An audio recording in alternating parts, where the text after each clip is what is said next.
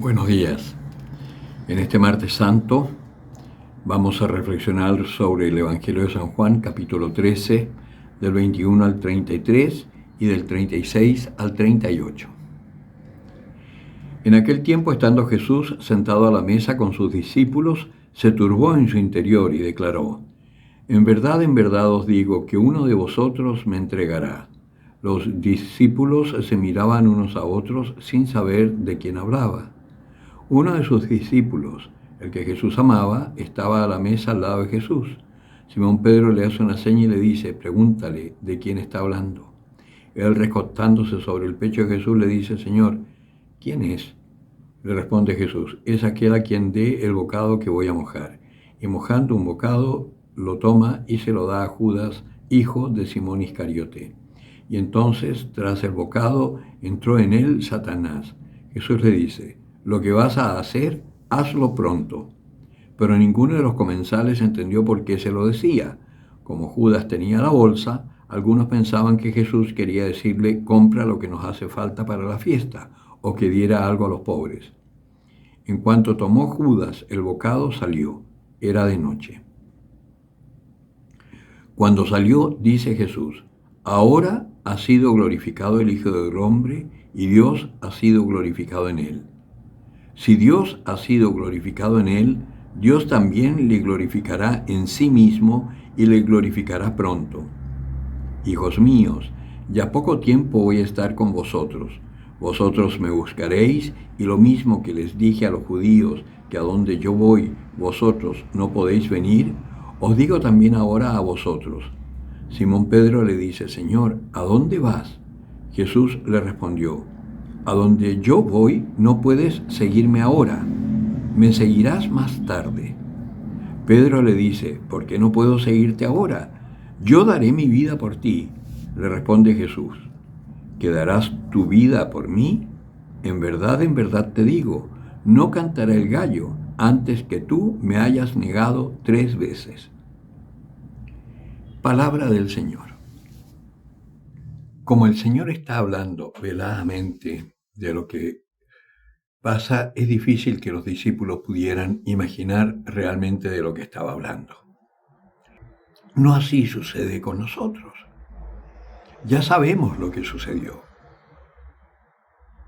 Jesucristo hablaba de su pasión, muerte y resurrección. Y además sabemos que resucitó. Los discípulos recién cuando recibieron el Espíritu Santo pudieron darse cuenta del alcance de las palabras del Señor y vieron cómo Dios era glorificado realmente en Jesucristo cuando Jesucristo recobraba la vida por obra y gracia del Padre Celestial que lo resucitó y lo sacó de la muerte. Pero en el Evangelio hay 2 situaciones que nos pueden ayudar hoy a nosotros, que son las actitudes de Judas y las actitudes de Pedro. Cuando el Señor dice que hay uno que lo va a entregar y todos se preguntan, y Jesús le da este bocado a Judas y dice que le entra el espíritu del demonio dentro, sabemos que después Judas, viendo que había entregado a un inocente, no pudo soportar el haberle traicionado, que eso en realidad es un acto más bien de soberbia. ¿Cómo pude equivocarme yo? Y se suicida. Distinto es Pedro. Cuando ve que aquello que le había dicho el Señor se cumple, cuando canta el gallo después de sus negaciones, sale y llora amargamente, porque se da cuenta de su debilidad, pero la acepta. Y este Evangelio entonces nos invita a pensar cuál es nuestra actitud.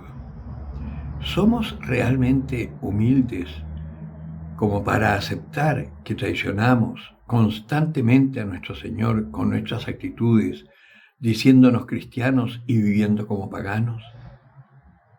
¿O nos escandalizamos muchísimo como Judas y ante el sufrimiento y ante nuestras propias traiciones y debilidades nos alejamos de la iglesia? Porque la diferencia entre el soberbio y el humilde es que el humilde reconoce su debilidad y confía en el Señor y se acoge a su amor.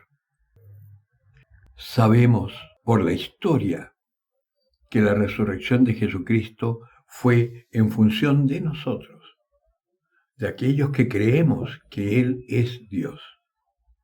Y en esta Semana Santa tenemos la posibilidad de poder vivir junto a Él, paso a paso, toda la maravilla del inmenso amor de este sacrificio para nuestra salvación.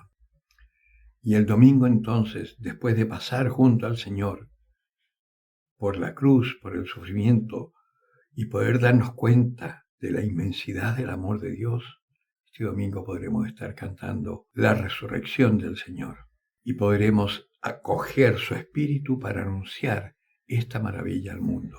Este mundo que cada vez está más ciego y cada vez se deja llevar por aquellos que quieren borrar de la historia este amor extraordinario de Dios para erigirse en dioses de nuestras propias existencias, cosa que nos llevará a una destrucción total. Por nuestros jóvenes, por nuestros hijos, por nuestros nietos, vivamos la fe intensamente y podamos ser así testigos por nuestros actos que Dios existe y Dios es más poderoso que cualquier potencia del mundo. El que tenga oídos para oír, que oiga.